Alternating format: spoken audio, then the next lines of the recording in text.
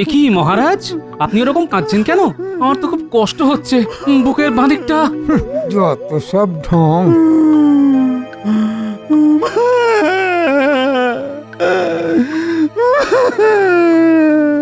ও মহারাজ, বলুন আপনার কি হয়েছে? বলুন বলুন মহারাজ বলুন, কেউ আপনাকে শাসিয়েছে? একবার শুধু আমাকে বলুন, আমি টুক করে গিয়ে চুপ করে ওর গলাটা কেটে নিয়ে আসছি। তখন থেকে কেঁদে চলেছেন। মহারাজের খুব কষ্ট, কান্না যে কি কারণ বুঝতে পারি না স্পষ্ট। মহারাজ বলে ফেলুন, আমি আপনার পাশে আছি, বলে ফেলুন। আমার আমার খাজাঞ্চি খুব শরীর খারাপ, ও তাই নিজের দেশের বাড়ি চলে গেছে। কোষাধ্যক্ষ অসুস্থ হয়ে পড়েছে, তাই তো আমিও খুব চিন্তায় পড়ে গেলাম। কে কে এখন রাজকোষের দায়িত্ব নেবে? এই তো মহারাজ, আপনার সামনে জল জ্যান্ত দাঁড়িয়ে আছি, আমি ছাড়া আর কে দায়িত্ব নিতে পারে বলুন? না মহারাজ, ন্যাড়া বেলতলায় একবারই যায়। আপনি অনেকবার মন্ত্রীকে দায়িত্ব দিয়ে ভুগেছেন। ওর হাতে টাকা পয়সার হিসেব তুলে দিলে সর্বনাশ হয়ে যাবে। ওর বুদ্ধি নিয়ে আমার কিন্তু খুব সন্দেহ আছে মহারাজ। কেন জ্যোতিষী, তুমি কি ভাবছো তোমার কাঁধে দায়িত্ব তুলে দেওয়া হবে নাকি? হ্যাঁ, না না মহারাজ, ওই মন্ত্রীকে এই দায়িত্ব দেওয়া একদম ঠিক হবে না। মন্ত্রীকে দায়িত্ব দিলে উল্টে আপনি নিজেই বিপদে পড়বেন। তা তা তোমরা ঠিকই বলেছ, কিন্তু কয়েকদিনের জন্য তো কাউকে চাই। সে কে হবে? রাজকোষের দায়িত্ব বলে কথা, পুরো রাজ্যের সম্পদ। মহারাজ, আমার মতে এই সভায় বেশ পুরনো এবং বিশ্বস্ত লোক হলো গোপাল। তার বুদ্ধির কোনো তুলনাই নেই। হ্যাঁ, আমার মনে হয় তাকেই এই দায়িত্ব দেওয়া হোক। হ্যাঁ, সর্বনাশ হয়ে যাবে। বেটা গোমুখু ও সামলাবে রাজকোষ, সব টাকা লুটপাট হয়ে যাবে। না মন্ত্রী, এটা তুমি ঠিক বোঝো না। গোপাল হিসেব রাখতে জানে না এমনটা কিন্তু মোটেই নয়। গোপাল যা কিপটে আর হিসেবি, সেটা গোপালের গিন্নি বেশ ভালো করেই জানে। হিসেব করে করেই তো গোপালের অর্ধেকটা জীবন কেটে গেল। হ্যাঁ, এটা আমার গিন্নিও বলে। মহারাজ, আপনি একটু ভেবে দেখুন, গোপালের পেটে বিদ্যে বুদ্ধি তো অত নেই, তাও আপনি ওকে দায়িত্ব দেবেন? তুমি অত ভেবো না বৈদ্য, তাহলে আবার তোমার পেটের রোগ হবে। ঠিক আছে, তাহলে আমি গোপালকে এই পদে অস্থায়ীভাবে বসালাম। এই নাও গোপাল, এদিকে এসো, এদিকে এসো।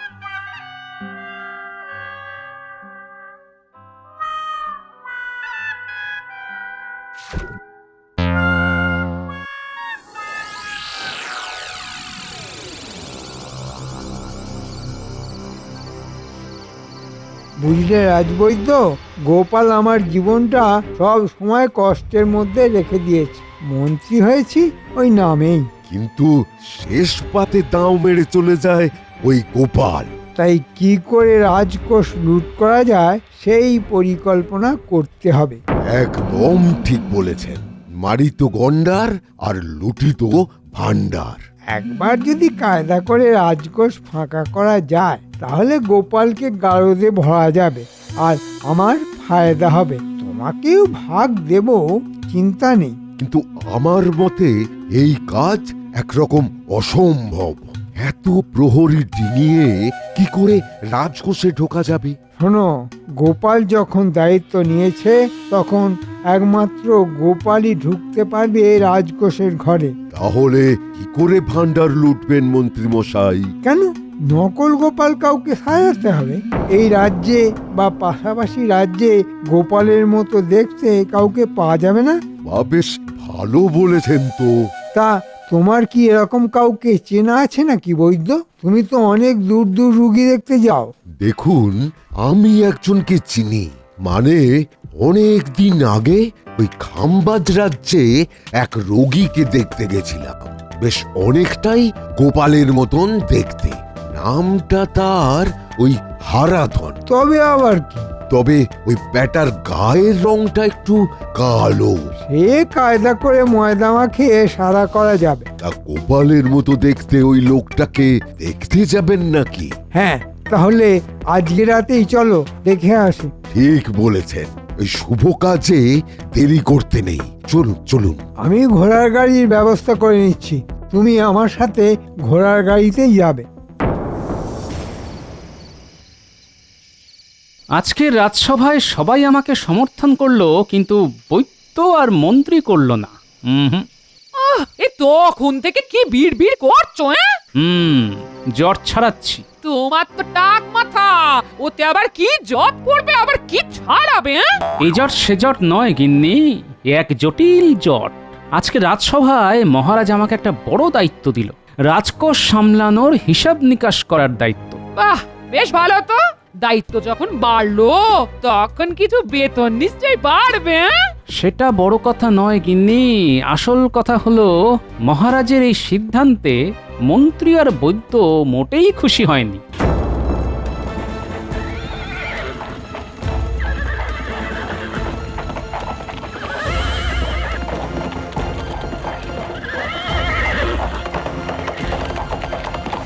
তাহলে আর কি, ওরা তোমায় ছাড়বে না, কিছু একটা করবে ওরা।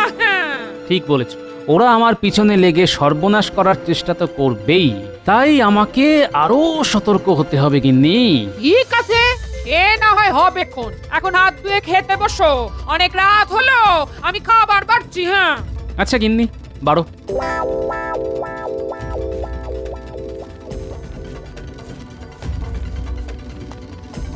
আরে কৃষ্ণনগরের বৈদ্যমশাই আপনি? হ্যাঁ, আমার বাড়িতে কি সৌভাগ্য। হ্যাঁ, ওই একটা দরকারে এসেছি। কি দরকার বলুন না। আপনি আমার সেবারে প্রাণ বাঁচিয়েছিলেন, নইলে হাঁপানি রোগেই মরে যেতাম। সেই জন্যেই তোমাকে একটা কাজ করতে হবে, আর তার জন্যে তোমাকে বেশ টাকা পয়সা দেব। শোনো,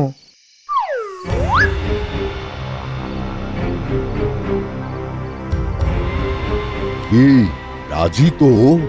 একেবারে গোপালের বিরুদ্ধে? আচ্ছা, আপনারা এত করে বলছেন যখন, রাজি। ঠিক আছে, তোমাকে আমরা একেবারে সাজিয়ে গুছিয়ে নেব, তোমার কোনো চিন্তা নেই। দেখো বাবা হারাধন, তুমি আমাদের সাথে চলো, তুমি এখন আমাদের ভরসা।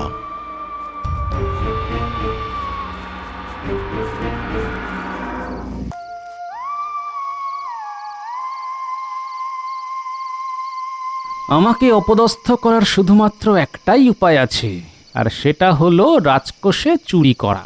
আরে কি গো, বলি ঘুমোবে কখন? বলি রাত পেরিয়ে ভোর হলে নাকি? আহ গিন্নি, তুমি তো মন্ত্রীকে চেনো না। আমি তোমার সাথে যেমন ঘর সংসার করি, ওর সাথেও রাজসভায় সংসার করি। সে তুমি যা খুশি করো গিয়ে, শুধু বীর যা করার মনে মনে করো, আমাকে শান্তিতে ঘুমোতে দাও, তাহলেই হবে। ঠিক আছে, মন্ত্রী নিজের মতো নেগোক, মন্ত্রীকে বাধা দেওয়া যাবে না, হাতে নাতে ধরতে হবে। কিন্তু কি করে কি করে কি করে কি কি কি পেয়েছি।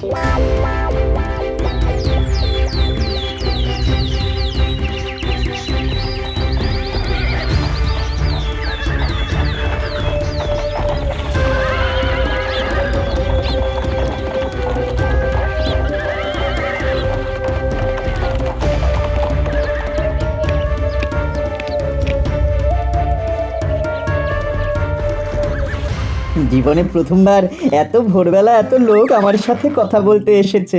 বেশি কথা না বলে তোমাকে যেটা বলা হচ্ছে সেটা করতে হবে। একে চিনতে পারছো তো? আরে গোপাল দাদাকে কে না চেনে, তবে এ তো কালো মুখ। যাক, ঠিকই চিনেছো। আসলে গোপালের মাথায় একটা গন্ডগোল হওয়াতে নিজেকে চিনতে পারছি না। আমি ওষুধ দিয়েছি, খুব তাড়াতাড়ি সেরে উঠবে। আর বলো না, গোপাল বেশ অনেক দিন ধরে ওই সমুদ্রের ধারে গিয়ে বসেছিল। দিন রাত ওই রোদ আর নোনা জল খেয়ে একরকম কালো হয়ে গেছে। তোমাকে এই কালো গোপালকে সাদা করতে হবে। দেখুন, এই তল্লাটে যত যাত্রাপালা হয় তাতে সব আমার হাতে সাজানো লোকই নাটক করে, অভিনয় করে। এনাকে ঘষে মেজে রং করে পুরনো রূপ তুলে ধরা আমার কাছে তেমন কোনো ব্যাপার না। ঠিক আছে, তুমি কাজ শুরু করে দাও, আমরা গোপালকে নিয়ে যাব। ওকে এখন একটু চোখে চোখে রাখতে হবে, নইলে কখন আবার ওই সমুদ্র পাহাড়ে চলে যাবে কে জানে। ঠিক আছে, আপনারা ওই পিঁড়িতে বসুন, আমি এক্ষুনি কাজ শুরু করে দিচ্ছি। ঠিক আছে। শোনো, এরপর নকল গোপালকে লুকিয়ে রাখতে হবে। হ্যাঁ, তা তো নিশ্চয়ই।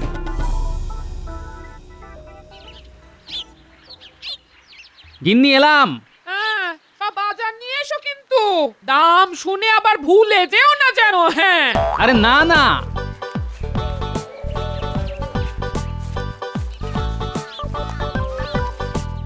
উফ, কাল রাতে দেরি করে ঘুমিয়েছি, এখনো মনে হচ্ছে ঘুমটা ঠিক কাটেনি। কি গোপাল দাদা, এখন কেমন লাগছে? আয়নায় দেখছো? কেমন লাগছে মানে? আর অকারণে নিজেকে আয়না দেখতে যাবো কেন শুনি? মাথায় চুলও নেই যে আঁচড়াবো, তা আয়না দেখার প্রশ্নই আসে না। না, তোমাকে জিজ্ঞেস করাই ভুল। তোমারটা আমার মাথা খারাপ। এসব কি যাতা বলছো বলো তো? আমার মাথা খারাপ কেন হতে যাবে? এত মাথায় চিন্তা করলে ওরকম একটু আধটু হয়। যাকে চেহারাটা যা করেছিলে যাচ্ছে তাই একেবারে বাবা। ভোরবেলা তোমাকে যা বানিয়ে দিয়েছি আবার আগের মতো লাগছে। এই কি যাতা বলছো বলো তো? আমি তো কিছুই বুঝতে পারছি না। ধীরে ধীরে সব বুঝবে, মাথাটা ঠিক হোক। যাই হোক, বৈদ্য মশাইয়ের ওষুধগুলো কিন্তু খেও, কেমন? এই দাঁড়াও, আমি পাগল, তোমাকে কে বললো? ওমা, সকাল সকাল মন্ত্রী মশাই আর বৈদ্যর সাথে এলে সব ভুলে গেলে? এরকম বদ্ধ পাগল আমি জীবনে দেখিনি বাবা। কয়েক ঘন্টার মধ্যেই মাথা থেকে সব হাওয়া। এ কি?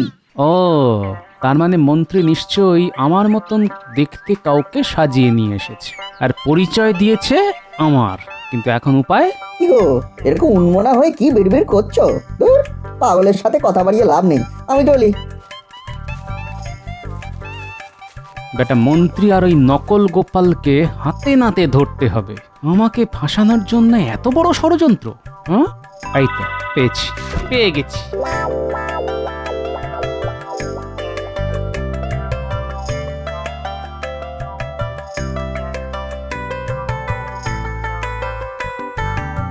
শোনো প্রহরীগণ, আজকে আমি এই কোষাগারেই থাকবো। কিন্তু আমাদের তো একটু পরেই আজকে সকালের পাহারার সময় শেষ হয়ে যাবে, আবার খেয়ে দিয়ে দুপুরে আসবো। হ্যাঁ, তোমরা চলে যেও, আমি এই ঘরেই থাকবো। অনেক হিসেবপত্র বাকি আছে, বুঝলে? আচ্ছা। আর হ্যাঁ শোনো, মাঝে মধ্যে প্রকৃতির ডাক এলে আমি আসবো যাব, তখন আর মুদ্রা দেখতে চেও না কিন্তু। আচ্ছা গোপাল দাদা, তোমার কাছে কি আর বারবার প্রমাণ চাইবো? ঠিক আছে, আমি ভিতরে গেলাম।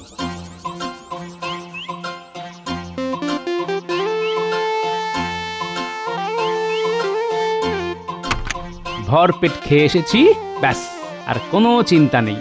সন্ধ্যের মধ্যে সব কাজ হয়ে যাবে। এবার আগে বেশ কিছু মোহর গয়নাগাটি বের করে ফেলি।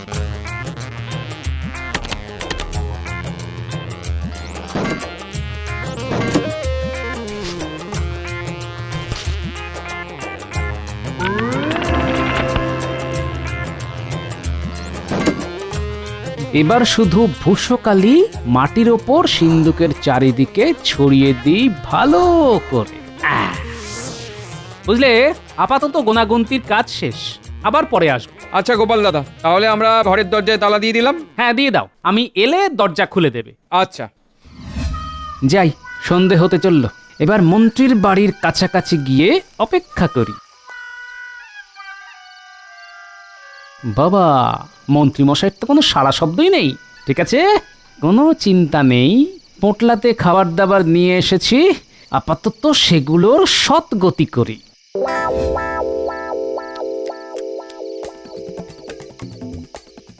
দেখো হারাধন, যেরকম বললাম সেরকম পারবে তো?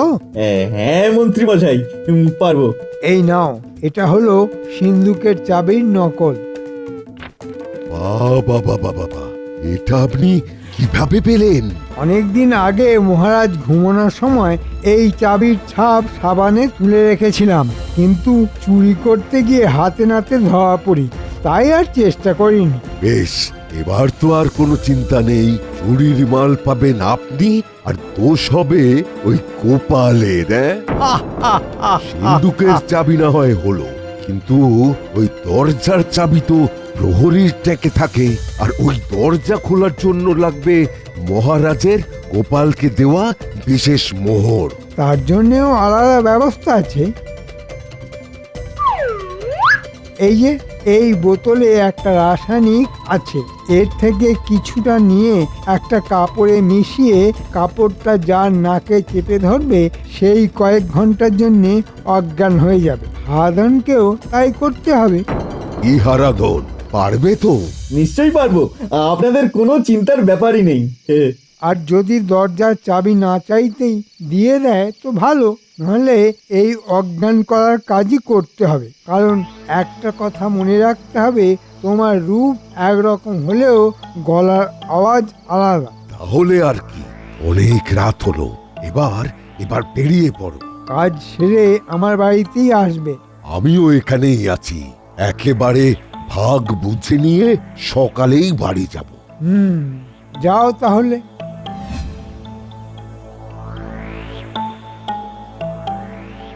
ও, তার মানে এই সেই নকল গোপাল। বাহ, একেবারে আমার মতোই তো লাগছে মুখ চোখ।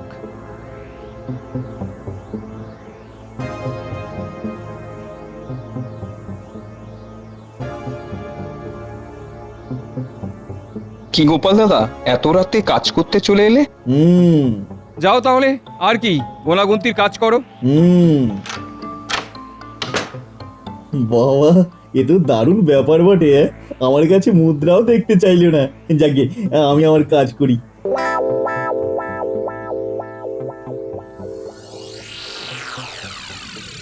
বাবারে বাবা, কত সম্পত্তি! সব তো চারিদিকে ছড়িয়ে ছিটিয়ে রয়েছে। দেখি দেখি, বড় থলে এনেছি, যত পারি সব ভরে ফেলি।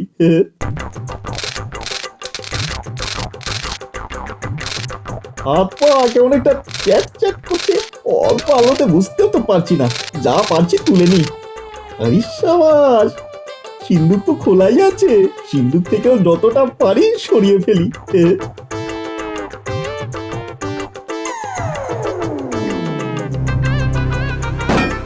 আর মোহর নেই তো? না না না, আর নেই। একেবারে সব গুছিয়ে নিয়েছি। এখন এখন মানে মানে কেটে পড়ি মন্ত্রী মশাইয়ের বাড়িতে।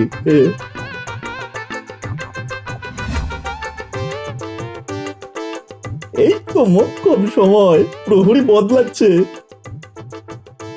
এই সুযোগে আমাকে রাজবাড়ি থেকে বেরিয়ে পড়তে হবে। যাও বাছাধন, যাও। তুমি যাও মোহর নিয়ে, আমি যাই মহারাজের কাছে। একেবারে যেরকম চেয়েছি একদম সেই রকম। যাই, এবার গিয়ে মহারাজকে খবরটা দিয়ে দিই।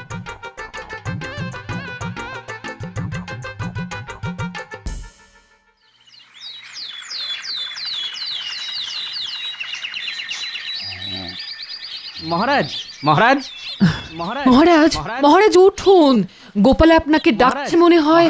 উঠুন মহারাজ। কি কি কি কি গোপাল, কই কই দেখি। মহারাজ, মহারাজ, আসছি আসছি। হে কি গোপাল, তুমি এত ভোরবেলা, কোনো অঘটন ঘটলো না তো? অঘটন বলে অঘটন, অঘটনের ঘন ঘটা যাকে বলে। মহারাজ, রাজকোষে চুরি হয়ে গেছে। সে কি, বলো কি গোপাল, তুমি থাকতে চুরি? বেড়ালের সামনে আমি ইচ্ছে করেই মাছটা রেখেছি, যাতে বেড়ালটাকে হাতে নাতে ধরতে পারি। কি সব বলছো গোপাল, আমার মাথায় তো কিছুই ঢুকছে না। চলুন আমার সাথে, তাহলে একদম ছটছট করে মাথায় ঢুকে যাবে। হ্যাঁ হ্যাঁ হ্যাঁ হ্যাঁ, চলো তো দেখি।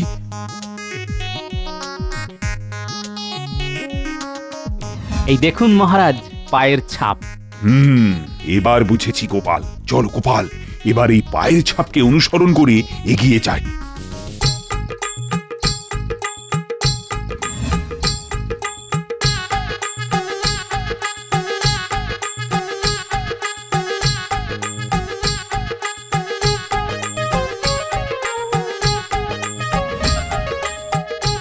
কি ছাপটা মন্ত্রীর বাড়ির এখানে এসে মিলিয়ে গেল কেন? মহারাজ, বেড়ালটা এই বাড়িতেই ঘাপটি মেরে লুকিয়ে আছে। আচ্ছা, এবার বুঝেছি, এই সব মন্ত্রীর বুদ্ধি। শুধু কি মন্ত্রী মশাইয়ের একার বুদ্ধি? চলুন ঘরে গিয়ে দেখবেন, হয়তো দু একটা আরো হুলো বেড়াল বেরিয়ে আসবে। কে? বাইরে এসে দেখুন কে এসেছে। এই কি? ইয়ে মানে মহারাজ, কোনো অসুবিধা হয়েছে নাকি? মানে আমাকে ডেকে পাঠাতেন, আমি চলে যেতাম। আপনি কষ্ট করে আসতে গেলেন কেন? হ্যাঁ, একেবারে নিয়ে যাবার জন্যই আসলাম। হ্যাঁ, মহারাজ আবার সব জেনে গেল নাকি? না মানে আমি বুঝলাম না মহারাজ। মহারাজ সব বুঝিয়ে দেবেন আপনাকে, কষ্ট করে একটু অপেক্ষা করুন। কথায় আছে না, অপেক্ষার ফল মিষ্টি হয়। তুরি আপনার তেতো হবে। মন্ত্রী, আমি তোমার বাড়ির ভেতরে তল্লাশি নেব। না মানে মহারাজ, তুমি তল্লাশি নিতে দেবে নাকি তোমার বাড়ি ঘর ভাঙবো আমি? আচ্ছা, রাজবৈদ্য মশাইও আছেন, আবার অন্য গোপাল জোগাড় করেছো তোমরা। বাহ বাহ বাহ। কিন্তু এত কিছু করেও তো তোমাদের বুদ্ধি কাজে দিল না। ভেবেছিলে গোপালকে চোর বানাবে, কিন্তু সেগুড়ে তো বালি। না মানে ওই মহারাজ ইয়ে মানে আপনি মানে আর কি করছেন রাজবৈদ্য মশাই? এবার সব শেষ। মন্ত্রী, তুমি তো বোঝোইনি যে গোপাল কত বড় বুদ্ধিমান। কোষাগারের নিচেতে ভূষকালি মাখিয়ে রেখেছিল, আর সেই কালি দেখে দেখে তোমার বাড়ি এলাম। এবার ধনরত্ন বার করে দাও, নইলে কিন্তু আমি বাড়ি ভাঙার নির্দেশ দেব। এই নিন মহারাজ আপনার সব মোহর। এই তো বেড়াল নিজে থেকে ধরা দিয়েছে। মহারাজ আমাদের ক্ষমা করে দিন মহারাজ। মহারাজ মহারাজ আমার ভুল হয়ে গেছে মহারাজ, আমার ভুল হয়ে গেছে। তোমাদের শুলে চড়াবো আমি। মহারাজ, এই নকল গোপালের কি হবে তাহলে? একদম আমার মতো লাগছে মহারাজ। না মানে মহারাজ, আমাকে মন্ত্রী মশাই আর রাজবৈদ্য বলেছিলেন এইসব করতে। আমাকে ছেড়ে দিন মহারাজ, আমাকে ছেড়ে দিন না। গোপাল, এবার এই নকল গোপালকে নিয়ে কি করা যায় বলো তো? আমি ভালো উপায় পেয়েছি মহারাজ। আমি ওর চুল কেটে দিচ্ছি, দেখবেন ও আর গোপাল নেই, বদলে গেছে। আমাকে ক্ষমা করে দিন মহারাজ, আমাদের ক্ষমা করে দিন।